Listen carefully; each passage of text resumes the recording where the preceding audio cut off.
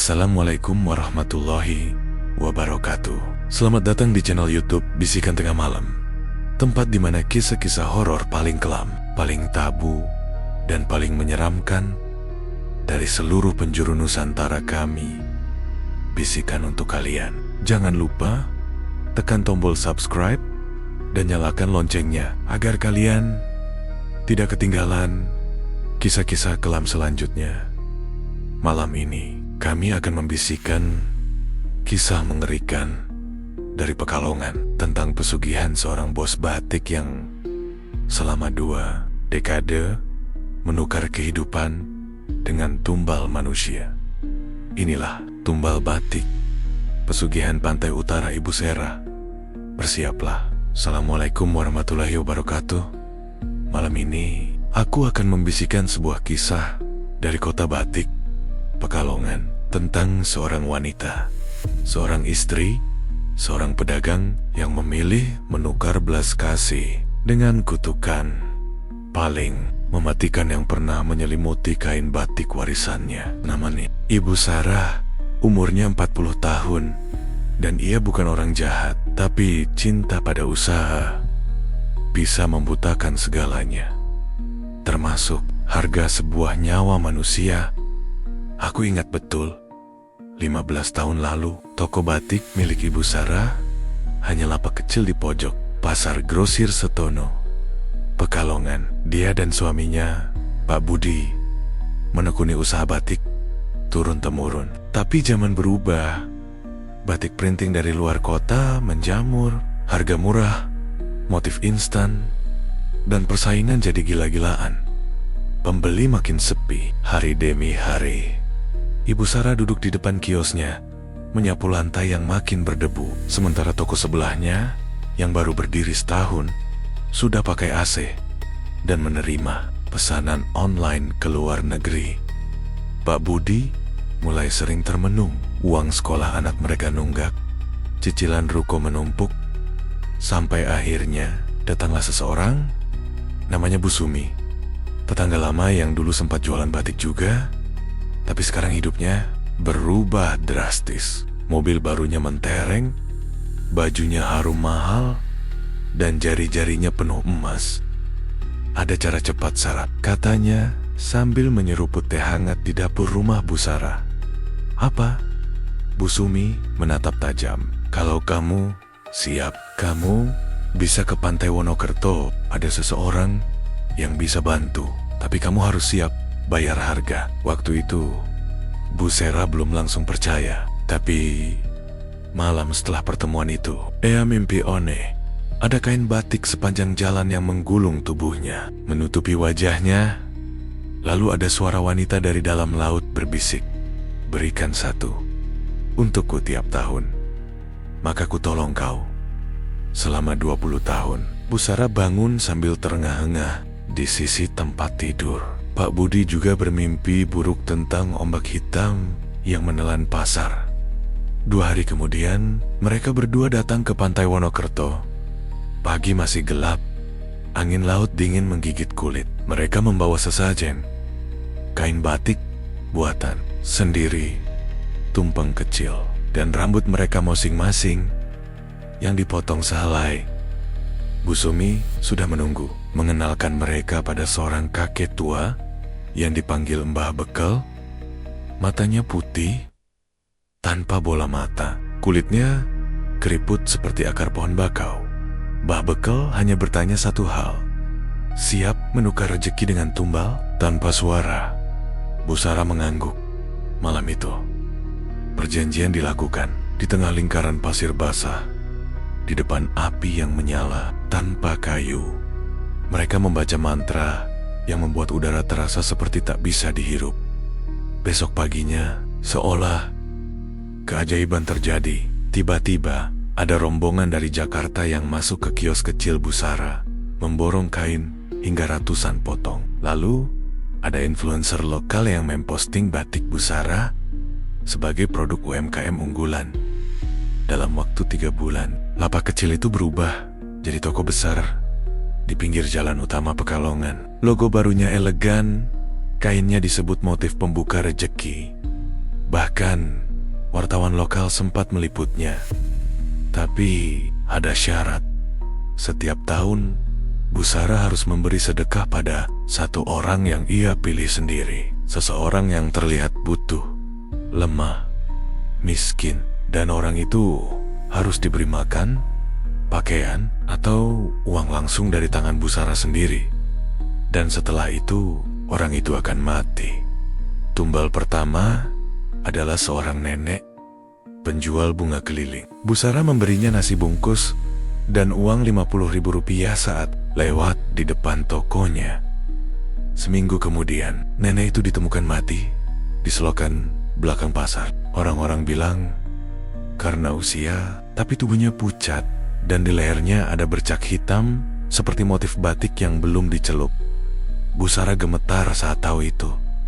Tapi usahanya terus maju, pelanggannya bertambah. Bahkan pesanan dari luar negeri mulai berdatang. Pak Budi awalnya merasa bersalah, tapi uang membuat nurani mereka perlahan kabur. Tahun kedua, tumbal lagi. Tahun ketiga, tumbal lagi. Dan mereka terus berpura-pura bahwa ini hanyalah resiko bisnis yang tidak perlu disesali. Hingga tahun ke-10, toko Bu Sarah punya 4 cabang. Mereka punya showroom. Anak-anak mereka masuk sekolah mahal. Tak ada yang tahu bahwa setiap tahun ada nyawa yang terenggut dari tangan yang pernah menerima sedekah Bu Sarah. Tapi malam-malamnya mulai terganggu. Terkadang di sela-sela lipatan kain batik ada suara lirih seperti orang menangis. Kadang juga muncul noda merah di batik putih yang tak bisa hilang walau dicuci. Pak Budi mulai mengalami mimpi buruk setiap malam. Ia pernah bangun dengan kuku tangannya berlumuran lumpur dan pasir. Dan Ibu Sarah semakin dingin. Hatinya seperti kain polos yang tak lagi bisa diberi warna. Tahun ke-15, Ibu Sarah mulai sadar bahwa waktu mereka makin dekat ke tahun ke-20. Dan sesuai perjanjian, tumbal terakhir bukan orang lain, tapi mereka sendiri.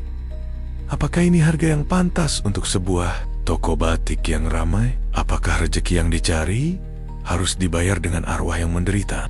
Sedekah di tangan orang baik jadi ladang pahala, tapi di tangan yang salah bisa jadi jalan bagi maut merayap diam-diam ke dalam tubuh manusia.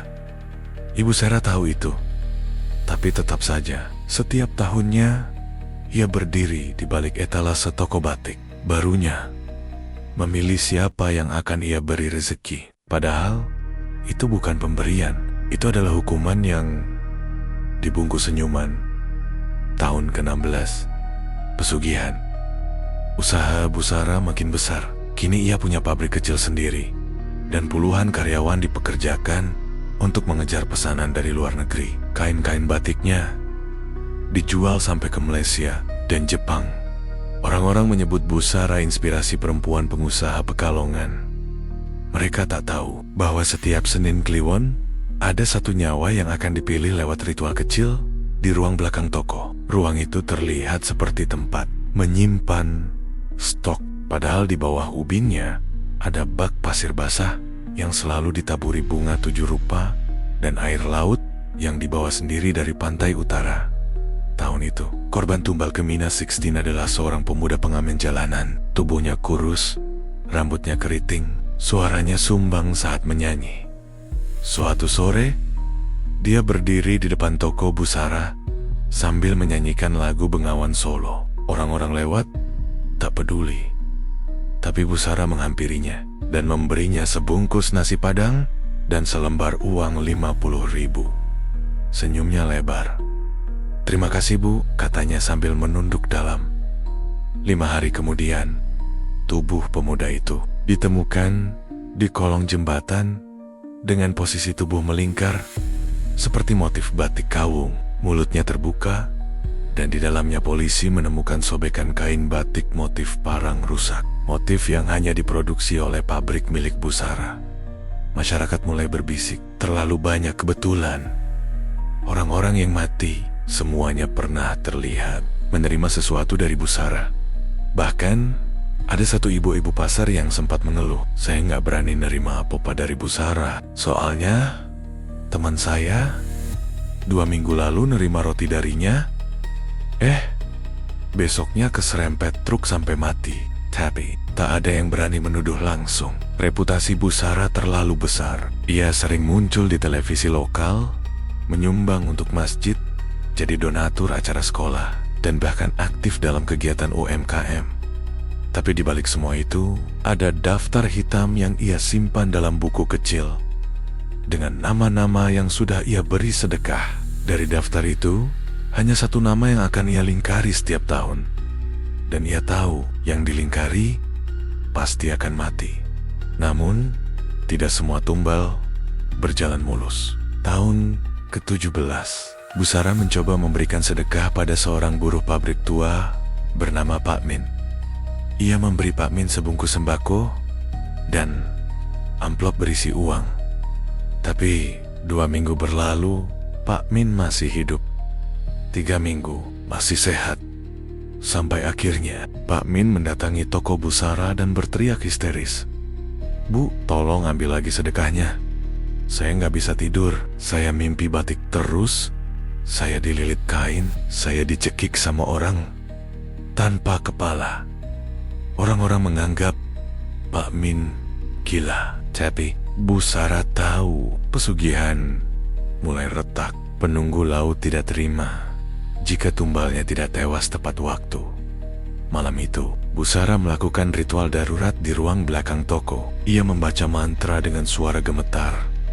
Darah dari jarinya ia teteskan ke pasir laut dan batik bermotif ombak. Ia rendam dengan air bunga hingga menghitam. Keesokan harinya, Pak Min ditemukan mati di rumahnya. Tubuhnya kaku sambil memegang erat kain batik basah yang tak tahu dari mana asalnya. Pak Budi mulai tak tahan. Ia sering memandangi anak-anaknya dengan cemas. "Apa kita harus terus begini?" katanya suatu malam, saat mereka sedang makan malam dengan sunyi, menggantung. Bu Sarah hanya menatapnya datar. "Kita sudah berjalan sejauh ini. Kita tinggal 3 tahun lagi. 3 tahun untuk jadi tumbal sendiri." Bu Sarah terdiam. Ya, mereka tahu pesugihan ini punya akhir. Di tahun ke-20, penunggu akan datang untuk mengambil pemberi bukan penerima. Itulah penutupan, dan harga dari 2 dekade kemewahan adalah jiwa mereka sendiri. Namun, di tahun ke-18, sesuatu yang lebih buruk terjadi. Korban tumbal tahun itu adalah seorang anak muda, kurir toko batik milik Bu Sarah sendiri. Namanya Aldi. Umurnya baru 20 tahun, rajin, ramah, dan selama ini sangat menghormati Bu Sarah. Bu Sarah awalnya ragu memilihnya, tapi tidak ada orang lain yang cukup dekat tahun itu. Dan penunggu sudah menuntut, maka ia pun memberi Aldi bonus, uang dan baju baru sebagai bentuk sedekah. Hari kemudian, Aldi tidak mati, tapi matanya berubah. Ia duduk di depan toko batik, menatap Bu Sarah tanpa berkedip setiap pagi. Sampai suatu malam, Aldi masuk ke toko lewat pintu belakang dan berteriak, Saya tahu semua ini bukan sedekah. Saya tahu orang-orang itu dibunuh oleh batik." Ibu, Pak Budi, memukul Aldi dengan batang kayu hingga pingsan. Mereka menutup mulutnya. Selamanya, tubuh Aldi dibungkus dengan kain batik motif kawung merah darah, lalu ditenggelamkan di muara sungai di malam hari. Tapi sejak itu, batik motif kawung merah menjadi terlaris. Dan anehnya, setiap pelanggan yang membelinya mengaku mendengar suara orang yang berbisik saat memakai bajunya. "Tolong aku." Malam-malam Bu Sarah tak lagi tenang. Ia mulai melihat sosok-sosok berdiri di antara jemuran batik. Tangisan lirih terdengar dari mesin cap batik tua di pabrik. Bahkan, batik yang ia pakai sendiri seringkali berubah warna saat terkena cahaya bulan. Pak Budi mulai sakit-sakitan. Anak-anak mereka sering mimpi buruk dan menangis malam-malam. Rumah mereka makin dingin, meskipun cuaca panas membara. Dan tahun ke-19 sudah semakin dekat. Tumbal baru harus dipilih. Namun yang akan terjadi selanjutnya bukan lagi pilihan mereka, tapi kehendak dari sesuatu yang sudah terlalu lama diberi makan darah. Dalam dunia pesugihan, tidak semua tumbal mati dengan tenang. Kadang arwah mereka menolak pergi. Mereka kembali, tidak untuk hidup, tapi untuk mengganggu. Dan itulah yang mulai dialami oleh Ibu Sarah saat ia menyadari bahwa si Sojen tak lagi cukup dan tumbal-tumbal itu mulai membangkang. Tahun ke-19, 1 tahun lagi menuju batas perjanjian. Ibu Sarah tidak lagi seperti dulu, matanya cekung, wajahnya selalu tampak tegang, dan suaminya, Pak Budi, kini lebih banyak mengurung diri di usaha batik mereka tetap berjalan, namun aroma kematian mulai merayap ke setiap sudut toko. Kain-kain batik yang digantung di showroom kadang bergoyang sendiri, padahal tidak ada angin.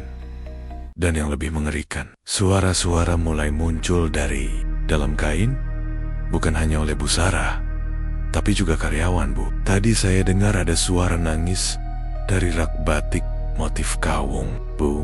Di kamar mandi belakang, ada yang bisik-bisik manggil nama saya. Bu Sarah pura-pura tidak dengar. Ia tahu itu bukan halusinasi, itu adalah peringatan. Pada bulan Suro, penunggu pesugihan kembali muncul dalam mimpi Bu Sarah.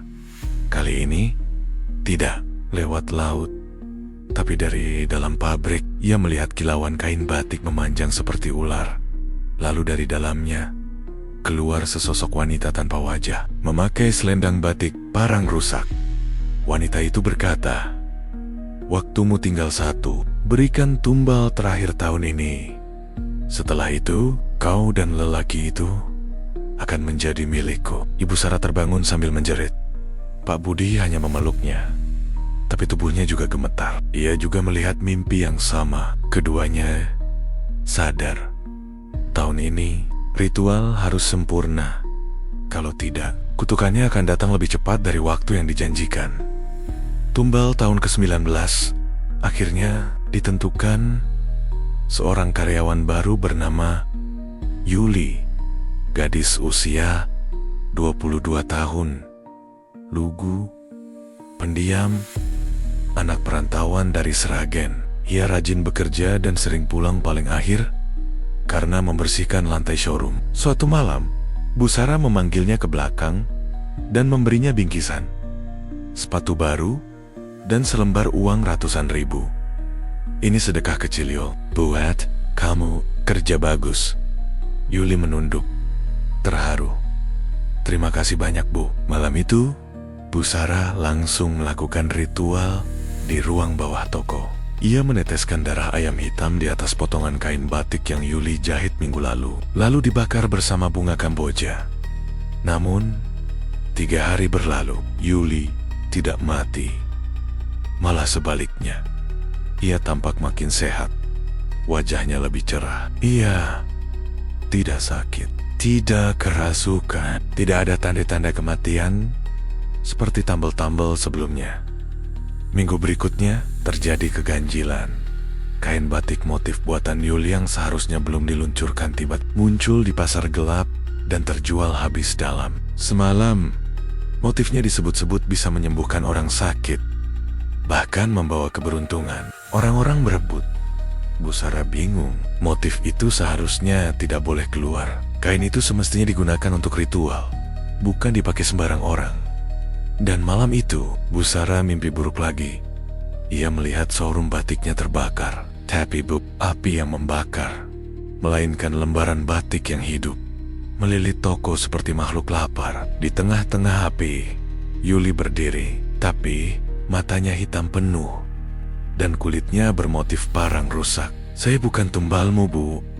Saya yang akan menumbalkanmu." Bu Sarah bangun, peluh membasahi tubuhnya. Ia segera mencari Yuli, tapi Yuli tidak masuk kerja. Keesokan harinya, salah satu karyawan menemukan batik motif parang rusak tergantung di kamar mandi belakang, basah dan berlumur pasir. Di atas kain itu tertulis dengan darah, 1 tahun lagi. Dan Sejak saat itu, tumbal-tumbal lama mulai muncul. Pak Budi mengaku melihat Aldi, kurir, yang pernah mereka kubur di muara, berdiri di pojok ruang pabrik sambil menangis. Tangannya mengacung ke arah mesin cap batik, seolah menunjuk ke tempat mayatnya dulu pernah dibungkus. Ibu Sarah mendengar suara nenek penjual bunga berbisik dari dalam bantal tempat tidurnya. Setiap malam, suaranya semakin dekat, petikin, harum. Tapi dari darahku, hari-hari berlalu dalam ketakutan. Para karyawan satu persatu mengundurkan diri. Ada yang mengaku melihat kain bergerak sendiri. Ada pula yang tiba-tiba kerasukan dan menyebut nama-nama para tumbal yang sudah mati. Pabrik batik itu kini sunyi. Meski dari luar masih tampak megah, Bu Sarah dan Pak Budi kini tinggal berdua. Toko-toko cabang mulai sepi karena isu mistis. Orang-orang enggan membeli karena konon pemiliknya menjual jiwa. Dan kini, tahun ke-20 semakin dekat. Tumbal terakhir bukan lagi pilihan, tapi dan mereka berdua sudah tahu. Hanya tinggal menunggu waktu sampai suara dari laut datang menjemput. Batik bukan hanya kain, ia adalah cerita, warna, simbol, doa. Tapi di tangan yang salah, batik bisa menjadi penjara roh. Dan kini, kain-kain milik Ibu Sarah tidak lagi dijahit untuk dikenakan manusia, tapi untuk membungkus arwah yang dendam. Inilah saat di mana benong-benong pesugihan mulai melilit balik, dan tokonya menjadi gerbang kematian yang menunggu terbuka. Tahun ke-20, batas waktu itu akhirnya tiba, dan seperti yang sudah dijanjikan sejak awal, perjanjian tumbal terakhir bukan orang asing, tapi Bu Sarah dan Pak Budi sendiri. Namun Ibu Sarah mencoba menunda. Ia mencari jalan keluar. Berkali-kali ia mendatangi pantai Wonokerto, tempat pertama kali perjanjian dilakukan. Tapi Mbah Bekel, dukun tua yang dulu menjadi perantara, sudah menghilang. Rumahnya kosong, ditumbuhi rumput liar, dan masyarakat sekitar bilang Mbah Bekel sudah mati 10 tahun lalu. Padahal Ibu Sarah terakhir melihatnya 3 tahun lalu. Dan kalau benar dia sudah mati, siapa yang selama ini bicara dengan mereka? Malam-malam di rumah Bu Sarah kini seperti neraka. Pak Budi sering kerasukan. Tubuhnya membentur tembok, mulutnya mengucapkan nama-nama para tumbal satu persatu. Min, Aldi, darahmu belum lunas. Ibu Sarah mencoba membakar batik-batik lama untuk memutus ikatan pesugihan. Tapi kain-kain itu tidak terbakar. Justru dari dalam api terdengar jeritan-jeritan manusia yang dikubur dalam motif parang rusak, kaung, dan ceplok. Suara yang membuat bulu kuduk meremang seketika. Showroom toko yang dulunya terang dan beraroma pewangi ruangan kini bau amus. Listrik sering padam sendiri. Mesin cap batik hidup tengah malam tanpa ada yang menyalakan. Kain-kain bergelantungan seperti tubuh manusia yang tergantung di tiang gantungan. Dan yang paling menyeramkan, pelanggan terakhir Bu Sarah mati di rumahnya sendiri karena gantung diri dengan kain batik motif saung galing yang baru saja dibeli. Di sekujur lehernya ada motif yang berubah menjadi wajah-wajah para tumbal. Bu Sarah akhirnya tahu tidak ada cara untuk lari. Penunggu pesugihan sudah membuka pintunya, dan arwah-arwah tumbal yang selama 20 tahun dikorbankan kini menuntut tubuh pembuat batik sebagai penutup. Tapi yang lebih mengejutkan datang dari orang yang tak disangka, Yuli. Suatu malam, Yuli muncul di teras rumah Bu Sarah. Wajahnya pucat, matanya hitam, dan tubuhnya dibungkus kain batik yang pernah dibuatnya sendiri. Ia tak mengetuk pintu. Ia hanya berdiri, lalu berkata, "Bu Sarah, ini kain terakhir untuk ibu. Saya sudah siapkan motifnya. Wulang sunyi untuk membungkus ibu ke dalam keabadian pesugihan." Dan seketika, pintu-pintu rumah terbuka sendiri. Kain-kain batik melayang turun dari langit-langit seperti hidup. Mereka menari, merayap, melilit perabotan, membungkus tubuh Pak Budi yang sedang tertidur dan menyeretnya ke ruang bawah tanah toko. Ibu Sarah menjerit, tapi tak ada yang bisa ia lakukan. Tangannya tertarik paksa oleh ujung kain-kain yang merayap, seperti lidah ular. Motif-motif batik itu berubah di depan matanya, dari cantik menjadi menyeramkan. Motif parang rusak mulai tampak seperti luka sobek. Motif kawung berubah jadi mata manusia yang terus menatap. Motif mega mendung berganti menjadi awan hitam dengan wajah-wajah meringis di balik lipatannya. Dan di ruang bawah tanah, tempat mereka dulu menyimpan sesajen, kini berubah menjadi altar pengorbanan. Pak Budi dibaringkan di tengah lingkaran motif batik yang bercahaya merah. Wajahnya pucat, tubuhnya dingin.